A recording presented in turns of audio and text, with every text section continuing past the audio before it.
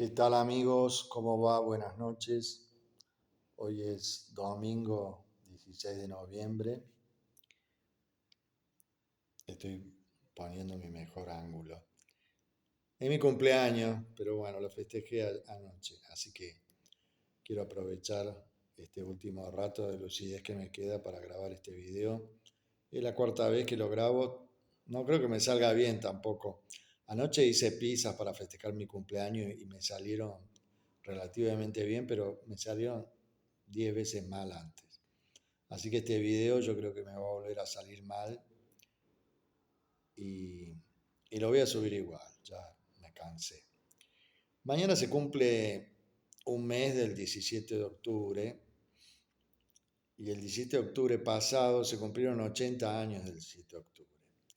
Que no se festejaron, no hubo festejo, el peronismo no festejó nada. El peronismo no tiene nada para festejar ya. Y aparte, la presidenta del partido estaba muy ocupada urdiendo un plan maquiavélico para que Kicillof perdiera las elecciones, cosa que le salió muy bien a Cristina, perdió las elecciones, ella lo festejó en el balcón, traicionando la voluntad popular, cosa que la preocupación que tiene ella por eso, ¿no? Ella está absolutamente concentrada en defenderse en las causas judiciales fraguadas que le han hecho, pero la tiene más que entretenida, se presta a ese juego, hace su negocio, el negocio de ella es seguir teniendo la centralidad política. ¿Para qué? Para la nada misma, para que este país sea una calamidad de la calamidad de Alberto, vinimos a la calamidad de Milei, que tranquilamente es un candidato de ella, Milei. O sea, el peronismo de capital, yo esto lo sé de primerísima fuente, hubo sindicatos en pleno que trabajaron para Milei por plata, obvio. Todo se cotiza. Y bueno, y ahí estamos. En una arquitecta egipcia reencarnada en una abogada sin título y un licenciado en economía que tampoco tiene título de la Universidad de Belgrano. Él dice que tiene un título en la Universidad de Buenos Aires. Los dos bailan. Ella baila en un balcón chiquito y él baila en cualquier escenario donde tiene que hablar seriamente como un presidente, él baila. La última danza de él ahí en el evento del Partido Conservador Norteamericano en Miami. Estamos en manos de locos y estamos sufriendo, digamos, un hecho tan desgarrante a nivel de salud mental que estamos enloqueciendo como pueblo. Estamos enloqueciendo. Vos escuchás a laburantes que se bajan del tren en bicicleta y están contentos porque ganó Milei. Por Dios. Es una situación terminal, la traición del peronismo es terminal, no salen de esta, no salen, no pueden recomponer nada. Yo por supuesto que no creería nunca que Kicillof puede ser un líder nacional. Kicillof está con toda la furia ahí de ser gobernador de esa provincia que vaya a saber. Lo único que le ponen de mérito es que el pibe no roba, que para un peronista a esta altura es como un título honorífico. Pero bueno, no le da el piné porque ha hecho tantas macanas, tantas aberraciones que no sostiene un archivo, Kicillof. Este, yo quiero hablar, digamos, de aquel 17 de octubre. El 17 de octubre del 45 es una épica nacional. Hay una víctima, hay un muerto. Nunca habla nadie del muerto del 17 de octubre. Un joven nacionalista, muy joven, un poeta, Darwin Passaponti, que muere ametrallado en la Avenida de Mayo, a la altura del diario Crítica, donde había ametralladoristas del Partido Comunista. Los comunistas estaban convencidos que los trabajadores argentinos eran una horda fascista. Y muere este muchacho, Darwin Passaponti. El peronismo ayornado de Néstor y de Cristina, con el Partido Comunista convertido en Nuevo Encuentro, digamos, los nutrió de cuadros del progresismo, como la ideología wokista que les dio manija, en la antípoda de lo que fue el peronismo de aquel entonces. Pero como en el peronismo, digamos, está todo permitido, porque ha sido eso el peronismo, básicamente, una decadencia. Los obreros que liberan a Perón de la cárcel en el 45 a la semana se juntan en el atelier de unos artistas plásticos en Retiro, en el pasaje Ciber, con B corta, no con B larga. El pasaje Ciber con B corta era en homenaje a un marino norteamericano, Benjamin Ciber, que había peleado en la flota del almirante Brown por la independencia argentina.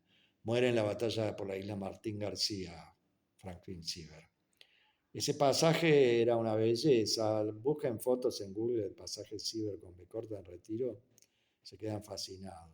Lo demolieron los militares en el 78 para hacer la autopista Ilia.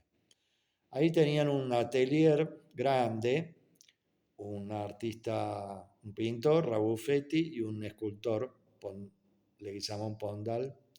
Ahí se juntan dirigentes del sindicalismo argentino y también jóvenes del nacionalismo. Esto lo sé, pero demasiado bien. De la Alianza. Y fundan el Partido Laborista de la Argentina.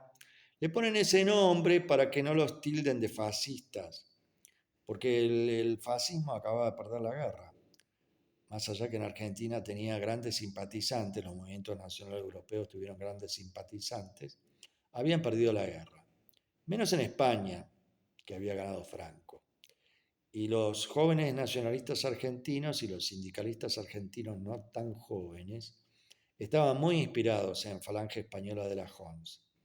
Las JONS son la Junta de Ofensiva Nacional Sindicalista de Ramiro Ledesma Ramos, que se fusionan con la Falange Española de José Antonio Primo de Rivera. Y constituyen un movimiento revolucionario con raigambre marxista, O sea, si ustedes escuchan el lanzamiento de Falange por José Antonio, la crítica que le hace al capitalismo en el Teatro de la Comedia de Madrid, es una pieza oratoria marxista de lujo. Lo que pasa es que José Antonio era humanista, era cristiano, era católico y tenía una mirada trascendente de la vida, tenía una mirada trascendente del hombre y era un hombre que tomaba, digamos, la crítica económica de Marx como lo que debe ser tomada, como un instrumento de economía política. De hecho, lo que proponen es una economía planificada. Esa es la gran victoria, digamos, del Partido Comunista Chino. Es una economía planificada. Claro que son marxistas. Esa es la gran diferencia entre el marxismo y el capitalismo. Son economías planificadas. Y los fascismos también fueron economías planificadas. Porque son movimientos obreros. O sea, Benito Mussolini viene del socialismo. Hitler fundó un partido obrero nacional socialista alemán. Y Falange era eso. ¿Y por qué los argentinos, digamos, eran entusiastas de Falange y de la JONS? Primero porque eran españoles. Las obras de ellos se pudieron leer porque estaban escritas en español. Porque eran movimientos poéticos bellísimos y porque no habían perdido, habían ganado la guerra. La guerra española la ganan las fuerzas nacionales. Franco no es un hombre de Falange, usa la figura de José Antonio permanentemente. De hecho, manda a la División Azul al frente ruso para que mueran, para que sean aniquilados, más de 1000 cuadros de la Falange, que no se mueren, porque los españoles tienen esas virtudes teologales. La cuestión es que se crea el Partido Laborista de la Argentina en octubre, el 24 de octubre de 1946, y lo hacen Perón presidente con la fórmula de Perón-Quijano, que asume en febrero del 46. La discusión interna que tenía el Partido Laborista, que estaba liderado por Luis Gay, que era dirigente sindical de los telefónicos, el secretario general, y era el secretario general de la CGT, que era el presidente del Partido Laborista, y Cipriano Reyes, que era el dirigente de la carne, vicepresidente del Partido Laborista. La discusión interna que tenían, en donde Perón era el afiliado número 1, no era autoridad partidaria, era si se podían incorporar al partido gremios enteros, en pleno, cuadros sindicales en pleno, no afiliación individual. Cipriano sostenía esta postura porque era un hombre con una formación política más combativa. Y por supuesto que Perón se oponía terminantemente a que esto sucediera porque ahí veía que se le iba de las manos un proyecto personalista, bonapartista. Yo tengo un compañero que dice que Perón era bonapartista. El bonapartismo es un movimiento político del siglo XIX. En el siglo XX se le llamó fascismo a eso. Perón era fascista, claro que lo era. Y disuelve al Partido Laborista el 24 de mayo de 1946, tiene pocos meses de vida el Partido Laborista, menos de 6 meses. Por un radiograma militar disuelve el partido y persigue a sus dirigentes, los encarcela, los deporta. Hay un dirigente chileno que es Clotario Blest, una figura eminente chilena, fue candidato a Premio Nobel de la Paz en el 75, opositor acérrimo de Pinochet. ¿Se acuerdan la foto de Perón con Pinochet, no? Bueno, Clotario le mandaba saludos del otro lado de la cordillera a Perón en ese entonces. A Luis Gay lo desalojan de la CGT, lo desalojan del Secretariado General de los Telefónicos, lo dejan sin trabajo durante 10 años y a Cipriano lo persiguen, lo intentan asesinar 10 veces. El último intento es cruento porque ametrallan un taxi donde iba él y muere el chofer, el taxista. Y después urden un complot en donde a la salida del Teatro Colón dicen que Cipriano quería matar a Perón y a Evita con un revólver que le habían plantado que estaba roto. 10 años preso, torturado, etc. Y el movimiento obrero organizado, que era la cabeza, no la columna vertebral de la revolución, era la dirección política de la revolución, era un movimiento plural, original, genuino, democrático, es disuelto y el sindicalismo se convierte en una herramienta política del poder de turno. Argentina es el único país del planeta en donde las dirigentes, las figuras eminentes de la primer magistratura, del Ejecutivo, crean un movimiento político, ¿no? Kirchnerismo, menemismo, alfonsinismo, delarruismo, cristinismo, peronismo. Es el único país del planeta que esto ocurre, ¿eh? No hay otro. O sea, los Kennedy en USA no crearon el kennedismo. Los Kennedy, ¿no? Mondier. Y el peronismo es un aborto contra natura, o sea, termina, digamos, traicionando sus principios fundantes. En el 45 es Bradeno Perón, y en el 54, cuando Perón entrega el petróleo argentino de Tierra del Fuego a la California, es Ebraden y Perón, porque la California es una empresa subsidiaria de la Standard Oil, de los Rockefeller, y el abogado de los Rockefeller, válgame Dios, era un tal Sproul Braden.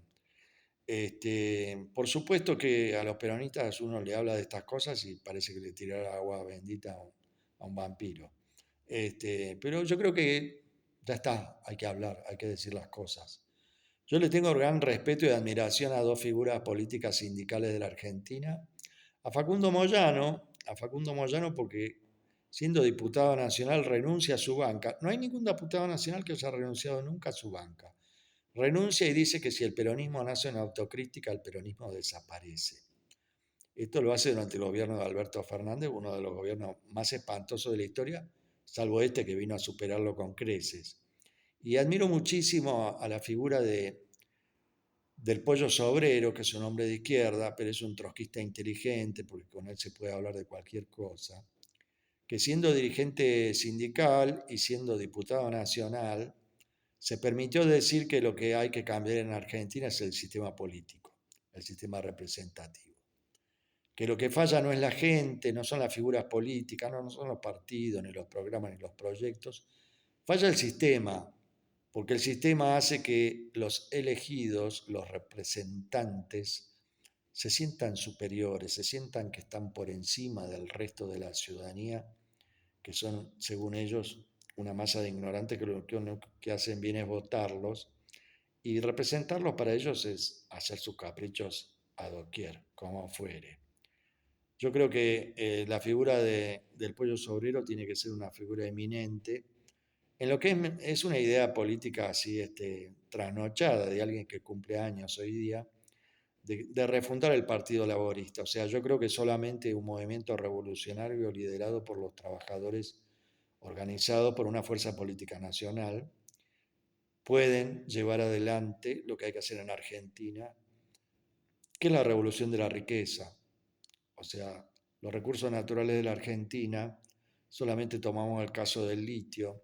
El litio en manos de la nación y del pueblo, explotado, elaborado, producido, postproducido y comercializado y exportado, solamente el litio le dejaría a cada argentino, de los 48 millones de argentinos, un fondo fiduciario de $360.000. O sea, solamente eso nos da un estándar de vida más alto que el noruego, que es el estándar de vida más alto del planeta. Solamente eso lo hace un movimiento obrero organizado, porque el obrero es aquel que sabe cómo se hacen las cosas, el que tiene la capacidad manual, intelectual y la vocación y la voluntad de hacer las cosas bien, porque el obrero sale adelante trabajando y haciendo bien las cosas. Eso es lo que tiene que ocurrir en Argentina, porque estamos viviendo un momento trágico, un momento más que horripilante. La mitad del pueblo está empobrecido, los trabajadores que ganan un sueldo no llegan ni al 10, la gente va a comprar 200 gramos de mortadela y paga con tarjeta de crédito, hay récord de cheques rechazados, la clase media dejó de existir, dejó de salir, dejó de viajar, dejó de tener Netflix, o sea, dejó de ir a la cancha. Queda solamente un país pequeño, chiquito, para una manga de sátrapas, que tienen un único proyecto que es entregar todo y dejar a la Argentina esclavizada de pies y manos para que vengan los genocidas del pueblo originario palestino a ocupar la Patagonia. Van a ocupar todo la Patagonia. Ese es el destino cruento que tiene la Argentina, porque supuesto eso va a ser un baño de sangre. Yo creo que la salida política revolucionaria pacífica es un movimiento obrero organizado, refundando el Partido Laborista, un partido nacional, de raíces nacional sindicalistas, y incorporando, digamos, paradigmas de democracia participativa, por eso yo lo menciono como Partido Laborista del siglo XXI. Bueno, lo hice lo más corto que pude. Esta es la cuarta grabación y es la que vamos a intentar subir a las redes sociales que nos lo permitan. Un abrazo y voy a seguir grabando porque me volvió a gustar hacer esto.